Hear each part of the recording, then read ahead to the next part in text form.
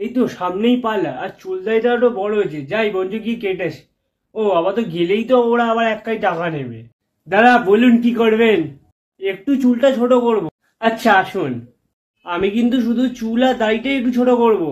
হ্যাঁ হ্যাঁ ঠিক আছে। চুলের অবস্থা খুব খারাপ, একটু স্পা করে দিই। না না লাগবে না। আরে দেখবেন দাদা, ভালোই লাগবে। আপনাকে কি খারাপ দেখতে নাকি? আচ্ছা। না না বাবা, আর কিছু করব না।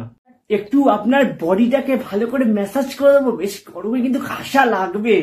বডি ম্যাসাজ করলে একটু ভালোই হয় এই গরমে।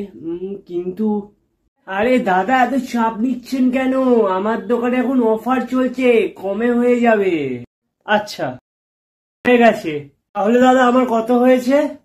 বেশি নয়, মাত্র 1000 টাকা। কত টাকা? 1000 টাকা? এই জন্যই এই পার্লারে চুলদারি কাটতে আসি না, আর এদের কথা শুনি ব্যাস আমার হয়ে যায় সব শেষ।